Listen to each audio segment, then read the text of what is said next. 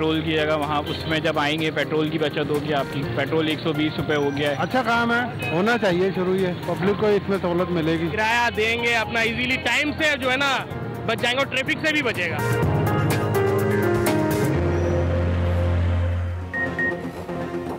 अब होगा सफर first class. Karachi वाले हो जाएं तैयार, था जिसका इंतजार वो आ गया शाहकार। ग्रीन लाइन बसें अब शहर कायद की सड़कों पर दौड़ेंगी। टूटी फूटी बसों से जान छूट गई। 40 बसों की पहली खेप पहुंच गई। गवर्नर सिंध और विभाग की वुज़रा की मौजूदगी में ऑफलोड किया गया। यूरो 3 मयार की 18 मीटर लंबी बसों में 40 सीटें और 150 मुसाफिर खड़े होकर सफर कर सकेंगे। माजूर अफराद के लिए खुसूसी जगह मुख्तस, खुदकार तरीके से आग बुझाने का सिस्टम भी मौजूद। 24 अरब रुपए लागत का मंसूबा पावर हाउस चौरंगी नॉर्थ कराची से शुरू होकर नुमाइश पर इख्तिताम पजीर होगा। रोजाना 3 लाख अफराद सफरी सहूलियात से मुस्तफीद होंगे। शहरी खुश।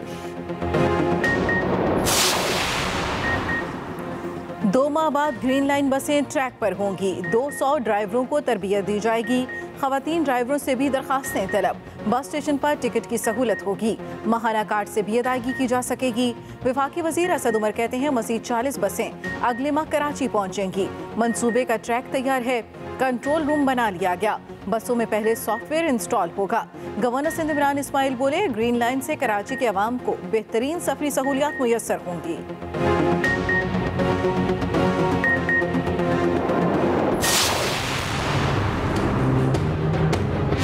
अपोजिशन और चीफ इलेक्शन कमिश्नर एक ही जुबान बोल रहे हैं। चीफ इलेक्शन कमिश्नर हैं, वो अपने आप को तनाज़ात से अलहदा करें। उनको लगता है कि वो कुछ सियासत में कंट्रीब्यूट कर सकते हैं, फिर उनको चाहिए कि इस्तीफ़ा दे के वो सियासत में कंट्रीब्यूशन जो है वो अपनी करें। चीफ इलेक्शन कमिश्नर और अपोजिशन एक ही जुबान बोल रहे हैं। फवाद चौधरी को इलेक्शन कमिश्नर के रवैये पर सख्त तहफ़्फ़ुज़ात। वफाकी वज़ीर इत्तलात कहते हैं इलेक्शन कमिश्नर और इलेक्शन कमीशन 2 मुख्तलिफ चीज़ें हैं। चीफ इलेक्शन कमिश्नर खुद को तनाज़ात से अलग करें।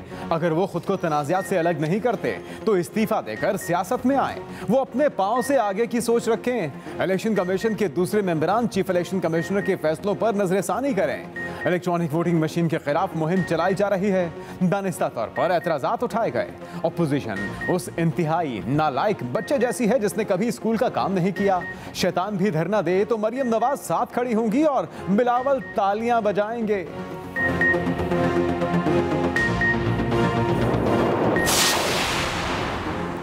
इलेक्शन कमीशन के एतराज़ात उनकी कारकर्दगी के खिलाफ चार्जशीट थी।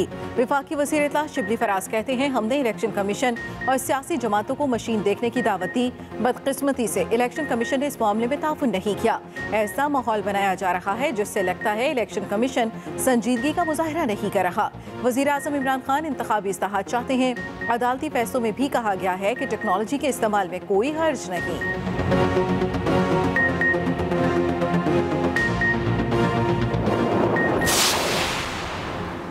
मुस्लिम लीग नून का इलेक्शन कमीशन से वफाकी वज़रा को सजा देने का मुतालबा। तर्जुमान नून लीग मरियम औरंगजेब कहती हैं इमरान खान के हुक्म पर इलेक्शन कमीशन को ब्लैकमेल किया जा रहा है। इलेक्शन कमिश्नर के खिलाफ उकसाने पर वज़रा के खिलाफ कानूनी कार्रवाई की जाए। इलेक्शन कमीशन पर संगीन इल्जामात हुकूमत की आमिराना सोच का सबूत है। इलेक्शन एक्ट आर्टिकल 10 के तहत वफाकी वज़रा के खिलाफ कानूनी चाराजोई की जाए।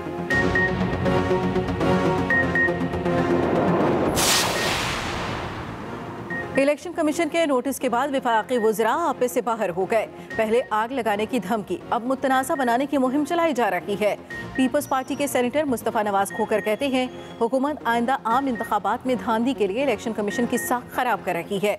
इलेक्ट्रॉनिक वोटिंग मशीन का मंसूबा असल में आइंदा आम इंतखाबात चोरी करने की साजिश है। जब इलेक्शन कमीशन ने EVM पर तहफ़्फ़ुज़ात का इजहार किया तो उसे बदनाम किया जा रहा है। हुकूमत चीफ इलेक्शन कमिश्नर को सिंगल आउट करके इल्जामात की बौछार कर रही है।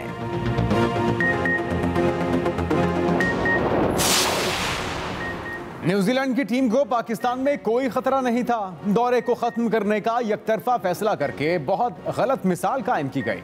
पाकिस्तान क्रिकेट बोर्ड ने वाज़ेह कर दिया। चीफ एग्जीक्यूटिव वसीम खान कहते हैं फैसले से दोनों बोर्ड्स के ताल्लुकात मुतासिर होने के साथ साथ दूरस नताइज मुरतब होंगे।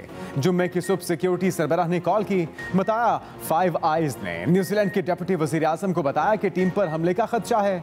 पूछने के बावजूद हमें या हमारी सिक्योरिटी एजेंसियों को सिक्योरिटी थ्रेट के बारे में नहीं बताया गया। अपनी सिक्योरिटी एजेंसियों से राब्ता किया तो उन्होंने वाज़ेह तौर पर कहा कि मेहमान टीम मुकम्मल महफूज है। हमारे लड़कों ने न्यूजीलैंड में 14 दिन मुश्किल तरीन करंतना किया। मस्जिद हमले के बावजूद वहां गए। आईसीसी से मामला उठाएंगे। दौरा खुद खत्म किया, फिर तफसीलात बताने से भी साफ इनकार कर दिया। न्यूजीलैंड क्रिकेट बोर्ड की एक और हठधर्मी। Chief executive Kiwi cricket board David White की असल बात बताने के बजाय आए बाएं शाएं।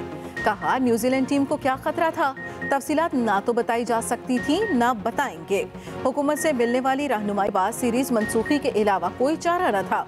खतरे की मुख्तसर नौयत के बारे में पीसीबी को बता दिया था, लेकिन इसकी मखसूस तफसीलात निजी हैसियत या अवामी तौर पर नहीं बताई जा सकती। जो हिदायत मिली वो टीम को दरपेश मुमकिन खतरे से मुतल्लिक इंतहाई मोहतात जरिए से मिलने वाली रिपोर्ट्स का नतीजा थी। हमने इंतहाई जिम्मेदाराना कदम उठाया। मालूम है ये पीसीबी के लिए इंतहाई मुश्किल वक्त है। शहबाज शरीफ का दौरा कराची, मेल मुलाकातें और इजलास की सदारत की। मीडिया से बात करते हुए कहा कि जमहूरियत के फरोग के लिए सबको मिलकर चलना होगा, तमाम सूबों को साथ लेकर चलना होगा। शहबाज शरीफ की सरदार अख्तर मैंगल की रिहाइशगाह पर वालिद के इंतकाल पर ताज़ियत। मिफ्ता इस्माइल के घर भी गए। दौरे के अख्तिताम पर नून लीग इजलास की सदारत की। पार्टी रहनुमाओं और कैंटोनमेंट बोर्ड इलेक्शन में कामयाब नुमाइंदों से भी मिले। एयरपोर्ट पर एक खातून ने शहबाज शरीफ को रोक लिया। कहा देखें लाहौर का क्या हशर हो गया, आपकी बहुत याद आती है।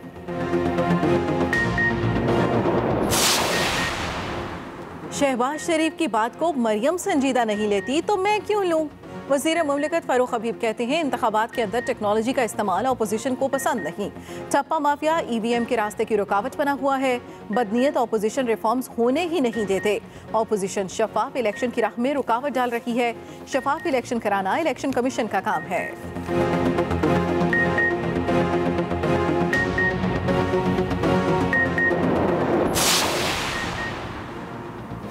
तर्जुमान शहबाज शरीफ ने शिबली फराज का घड़ी की कीमत से मुतल्लिक बयान मज़ीका खेज करार दे दिया। कहा शहबाज शरीफ ने अपने वालिद की दी हुई घड़ी पहन रखी है। 70 की दहाई में जर्मनी से खरीदी गई, इस वक्त मालियत 2000 रुपए थी। आपको बहुतान तराशी जेब नहीं देती। तस्लीम कर लें कि कारकर्दगी के मैदान में आपका शहबाज शरीफ से कोई मुकाबला नहीं।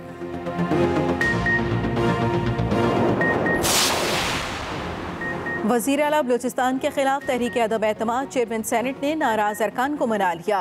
बलूचिस्तान अवामी पार्टी के नाराज सूबाई वज़रा और MPA से मामला सेट। ज़राए के मुताबिक वज़ीर आला बलूचिस्तान जाम कमाल के साथ 40 से ज़्यादा सूबाई अरकान असम्बली खड़े हैं। नाराज अरकान के तहफ़्फ़ुज़ दूर करने के लिए कमेटी अगले हफ्ते कायम की जाएगी।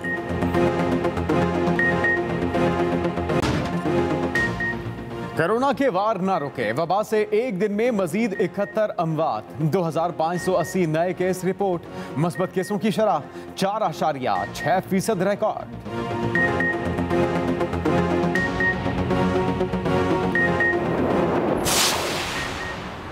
पाकिस्तान मुश्किल वक्त में अफगान अवाम के साथ इमदादी सामान की बड़ी खेप पहुंचा दी गई।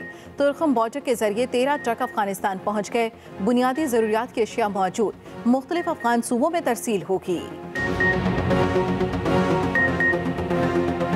पाकिस्तानी नैयाद बरतानवी बॉक्सर आमिर खान को अमरीकी एयरलाइंस की परवाज से उतार दिया गया। वाकया मास्क के मामले पर पेश आया। आमिर खान ने दावा किया कि अमरीकी एयरलाइंस ने उन पर पाबंदी लगा दी। वाक़े को इंतहाई नाखुशगवार करार दिया।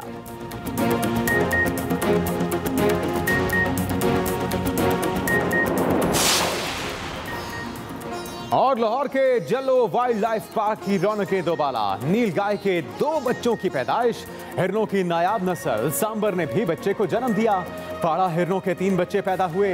शहरियों की बड़ी तादाद नए मेहमानों को देखने पहुंच गए।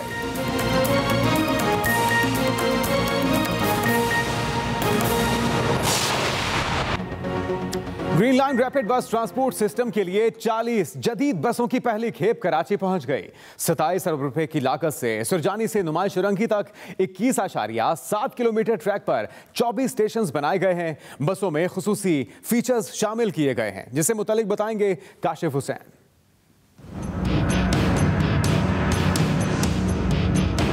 कराची के शहरियों के लिए खुशखबरी। ग्रीन लाइन रैपिड बस ट्रांसपोर्ट सिस्टम के लिए 40 जदीद बसों की पहली खेप कराची पहुंच गई। चीन से मंगवाई गई बसें कराची की बंदरगाह पर उतार ली गईं। बसों में सिक्योरिटी कैमरे और डिजिटल स्क्रीन्स लगाई गई हैं। मोबाइल चार्जिंग की सहूलत होगी। बसें डीजल के साथ खुदकार तरीके से चार्ज होने वाली बैटरी पर भी चलेंगी।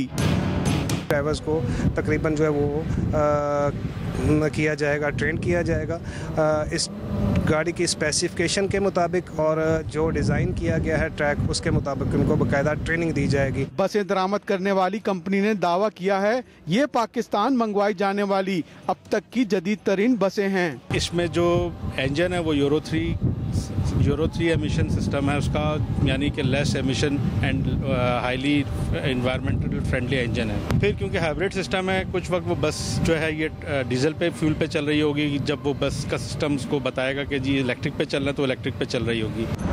ग्रीन लाइन बस मंसूबे के लिए बसों की आमद पर शहरियों ने खुशी का इजहार किया। आवाम के लिए सहूलत है ये कि आवाम जो 1 घंटे में सफ़र तय कर रही है वो आधे घंटे 15 मिनट में तय होगा। विफाकी वजीर असद उमर के मुताबिक 40 बसों की दूसरी खेप 5 हफ्तों में कराची पहुंच जाएगी। Kashif Hussain, Express News, Karachi. कराची में ग्रीन लाइन बस मंसूबे के लिए बसें जहाज से ऑफलोड कर दी गई हैं। गवर्नर सिंध इमरान इस्माइल कहते हैं कि खुशी है एक मिशन में कामयाब हो गए। विफाकी वजीर असद उमर कहते हैं कि ग्रीन लाइन बस सर्विस को ऑपरेशनल होने में 2 माह का वक्त लगेगा। मजीद जानते हैं काशिफ हुसैन से।